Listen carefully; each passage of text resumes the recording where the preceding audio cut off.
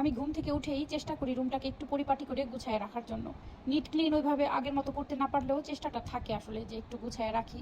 একটু রুমটা গুছায় ফ্রেশ হয়ে আসলে চুল আঁচড়াইলে আমার অনেক ভালো লাগে। আমার মতো কে কে আছে এমন করো? আসলে এখন আগের মতো গুছায় রাখা হয় না, যেহেতু ছোট বাচ্চা। তারপরেও আমি ওর হাতের সামনে যে কাপড়গুলো থাকে ওগুলো সুন্দর করে এই সোফার কোনাটায় গুছায় রাখি। আর দুইটা বেডশিট রাখি, মানে বাবু তো সচরাচর পটি করে দেয়, শিশু করে দেয়, তখন চাদর চেঞ্জ করা লাগে দেখে এরকম কাছে রাখি। এই যে দেখো, গুছায় রাইখে আমি গিয়েছিলাম জয়পাড়া। আর আমার মেয়েটা স্কুল থেকে আইসা একদমই ঘুমায় রয়েছে। গুছায় রাইখা বলতে আমি সকালে গোছগাছ করি সুন্দর করে সব সাইরে, বাবুকে খাওয়াই দাওয়াই সিমরান স্কুল থেকে আসার পরে দুই ভাই বোনকে ঘুমানায় রাইখা আমি আমার একটা পার্সেল পিক করার জন্য গেছিলাম। কিন্তু আমি আইসা দেখি আমার ছেলে এই বিহাইন্ড দ্য সিন করছে। ও প্রত্যেকটা জিনিস নামাইছে একবার, টাইনায় আবার উঠাইছে। এখানে দেখো, ওই যে ওখানে একটা ওড়না বেছানো থাকে, সবসময় বেশি থাকে, তখনই ওইগুলি করে দেয়। এরকম বিহাইন্ড দ্য সিন কার কার বাসায় হচ্ছে? তারপরে এই যে তোমাদের সাথে শেয়ার করি, আমার যখনই হাতে কয়েকটা টাকা থাকে তখনই আমার মানে মাথার ভেতরে সব সময় পোকায় কামড়াইতে থাকে, তাড়াতাড়ি আনজার থেকে বোরখা কিনো, না হয় অনলাইন থেকে ড্রেস কিনো, না হয় একটা পার্টস কিনো। মানে কি বলবো, কি একটা অবস্থা আমার। দেখো কাপিল হাত ধরে যাচ্ছে, কি সুন্দর লাগতেছে দেখতে। আমি যাচ্ছি কলেজের পুকুর পাড় দিয়ে নিজের বাস নিজে খাইতে।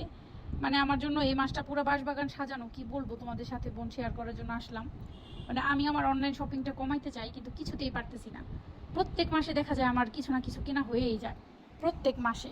মানে কোনো মাসেই মানে বাদ যায় না, আমার মনে হয় না আমার এখন মানে কোনো বোনের এরকম অনলাইন শপিং বাদ যায়।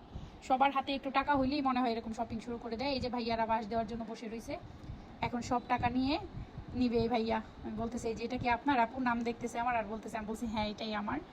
পরে টাকা দেখে বললো যে এই কয় টাকা হয়েছে। তো আমি বোরখাটা নিয়েছি অনেক প্রাইস দিয়ে, আমার জন্য এটা অনেক বেশি দাম।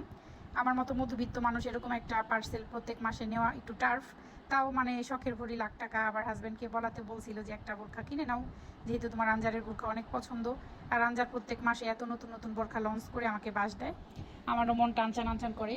তো ওখান থেকে বোরখাটা পিক করে নিয়ে আসলাম। তারপরে এই যে আমাদের জয়পাড়া মুক্তিযোদ্ধা মার্কেটের অপোজিটে হোপ মার্কেট, এখানে বাচ্চাদের এত সুন্দর সুন্দর কাপড় পাওয়া যায়। আমার ছেলের আজকে কয়েকটা প্যান্ট নিব, ওর তেমন সুন্দর সুন্দর প্যান্টগুলো নষ্ট হয়ে গেছে, তাই ভাবছি আজকে 6-7টা কিনে নিয়ে যাব। তো আমি এখানে দেখতেছিলাম, সবগুলো প্যান্টই আমার খুব ভালো লাগছে। এটা আমার একটা কাকার দোকান, উনি সবসময় অনেক সুন্দর সুন্দর জিনিসপত্র আনে, মানে বাচ্চাদের কাপড়গুলো খুবই প্রিটি হয়। আমার কাছে মনে হয় ব্র্যান্ডে থেকে যেগুলো আমি কিনি সেম ওই রকমই হয়। আমি আসলে ব্র্যান্ড থেকেও কিনি, ভ্যান থেকেও কিনি। ভ্যান প্লাজা আর ব্র্যান্ড প্লাজা আমার মানে কোনোটাই, যেখান থেকে আমার ভালো লাগবে আমি ওখান থেকে কিনবো। আমি আগেও তোমাদের বলেছি, আসলে এখান থেকে ভিডিও করা আমার কাছে ইজি লাগে, একটু লজ্জা কম লাগে। ব্র্যান্ডে গেলে আমার একটু লজ্জা লাগে ক্যামেরা বের করতে, তখন খুবই মানে আনইজি ফিল হয়। এটা আমার কাকা, এই দোকানটা আমার কাকার। তো এখান থেকে আমি সব সময় আমার ছেলের মেয়ের টুকটাক কেনার চেষ্টা করি।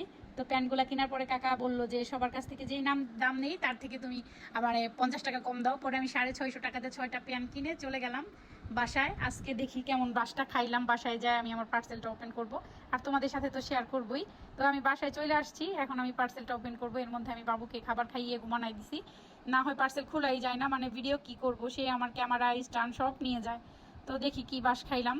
আখি কিনেছে সেম বোরখা, সে আমাকে রিভিউ অলরেডি দিয়েছে যে খালামণি ওর মানে তেমন ভালো লাগে না। এখন আমি দেখি, কারণ আমি তো খুব পছন্দ করে অর্ডার দিয়েছিলাম, খুব সিম্পল। আমার মনে হয়েছিল যে আমি কখন বোরখাটা ওপেন করবো আর পরবো। ব্ল্যাক কালারের বোরখা অর্ডার দিছি, ব্ল্যাক আমার অনেক ফেভারিট কালার, সব থেকে ফেভারিট কালারই ব্ল্যাক, তারপরে লাল, মানে রেড কালারটা আমার ব্ল্যাকের পাশাপাশি রাখা যায়। তো আমার দেখে বোরখাটা আলহামদুলিল্লাহ ভালোই লাগছে। তোমাদের কাছে কেমন লাগলো জানাবা। আজ এই পর্যন্তই, ভালো থাকো সবাই, আল্লাহ হাফিজ, আসসালামু আলাইকুম। আবার তোমাদের সাথে আমার অন্য কোনো ভিডিওতে অনেক গল্প হবে।